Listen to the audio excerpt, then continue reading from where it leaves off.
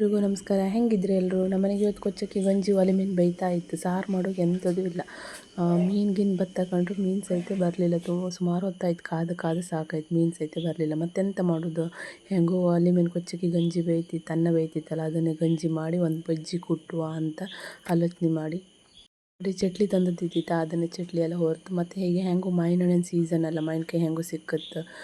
ಮಾವಿನಕಾಯಿ ಹಾಕಿ ಬಜ್ಜಿ ಕೊಟ್ರು ಅಂತೂ ಗಂಜಿಗೆ ಲಾಯ್ಕತ್ತು ತುಂಬಕ್ಕೆ. ಹಂಗಂದೇಳಿ ಮಾಡುವ ಅಂದೇಳಿ ರೆಡಿ ಮಾಡ್ತಾ ಇದ್ದೆ. ಹಸಿಮೆಣಸು ತಂದದ್ದು ಖಾಲಿ ಆಯಿತು. ನಮ್ಮ ಮನೆ ಹತ್ತಿರ ಅಂಗಡಿ ಇಲ್ಲ, ನಾವು ಹಾಕೋದಾರೆ ದೂರ ಹೋಯ್ಕೆ ಅದು ಸಂತಿಗೆ ಒಂದು ಸತಿ ಹೋಗಿ ತಂದು ಇಟ್ಕೊಂಡಾಗ ಅದು ಹಾಳಾದ ಜಾಸ್ತಿ ದಿನ ಬರ್ತಿಲ್ಲ. ಹಾಗೆ ಹಸಿಮೆಣಸು ಖಾಲಿ ಆಯ್ತಲ್ಲ, ಮತ್ತೆ ಎಂತ ಮಾಡೋದು? ಒಣಮೆಣಸು ಹಾಕಿ ಕುಟ್ಟುವ ಅಂದು ಎಣಿಸ್ಕೊಂಡೆ.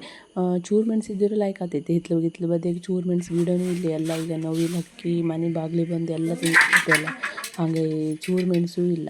ಮತ್ತೆಂತ ಮಾಡೋದು? ಅದೇ ಒಣಮೆಣಸು ಹಾಕಿ ಕುಟ್ಟುವ ಅಂದೇಳಿ ಕಲ್ಲೆಲ್ಲ ಸಾಫ್ ಮಾಡಿ ತೊಳೆದು ಈ ಗ್ರೈಂಡರ್ ಬಂದ ಮೇಲಂತೂ ಕಡುವರೇ ಇಲ್ಲ.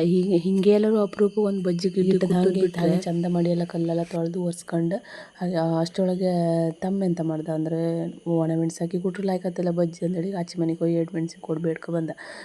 ಮತ್ತೆಂತ ಬೇಡ್ಕೊ ಬಂದಲ್ಲ ಅಂದ್ಕೊಂಡು ಅದನ್ನು ಮತ್ತೆ ಹುರಿದು ಬಜ್ಜಿ ಕೊಡ್ತಾಯಿದ್ದೆ. ಸ್ವಲ್ಪ ಹಸಿಮೆಣಸು ಮತ್ತು ಉಪ್ಪು ಹಾಕಿ ಫಸ್ಟ್ ಕುಟ್ಕೊಂಡು ಆಮೇಲೆ ಕಾಯಿ ಹಾಕಿ ಕೊಡ್ತಾಯಿದ್ದೆ. ಕಡೆಗೆ ಮಾವಿನಕಾಯಿ ಮತ್ತು ಚಟ್ಲಿ ಹಾಕಿ ಕುಟ್ಟಿಸಿ ಎಷ್ಟು ಲಾಯ್ಕತ್ತಂತೆ ಗಂಜಿ ಜೊತೆಗೆ ಇದನ್ನು ಉಂಬಕ್ಕಂತೂ. ಒಣಕಟ್ಟಿ ಚಟ್ಲಿ, ಜಗ್ಗಿನಕಾಯಿ, ಒಣಮೀನು ಮಂಡಿ ಎಂತ ಹಾಕಿದ್ರು ಸೈ ಬಜ್ಜಿಗೆ ಲಾಯ್ಕತ್ತು.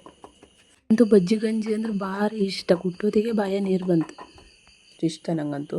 ಬಜ್ಜಿ ಎಲ್ಲ ಕುಟ್ಟಿ ಆಯ್ತು, ಲಾಯ್ಕ್ ಮಾಡಿ ಬರ್ಗಿ ತೆಗ್ದೆ, ಎಲ್ಲರಿಗೂ ಬೇಕು. 2 ಕಾಯಿ ಹಾಕಿ ಮಾಡಿದೆ. ಈಗ ಪಕ್ಕದ ಮನೆ ಆಂಟಿ ಒಬ್ಬರು ಬಂದಿರೋ, ಅವರು ಹೇಳ್ತಿದ್ರು ಕರೆಂಟ್ ಇಲ್ಲ ಮಗ, ಎಂತ ಅಡುಗೆ ಮಾಡಿಲ್ಲ, ಎಂತ ಸಾರು ಮಾಡಲೂ ಇಲ್ಲ ಅಂತ.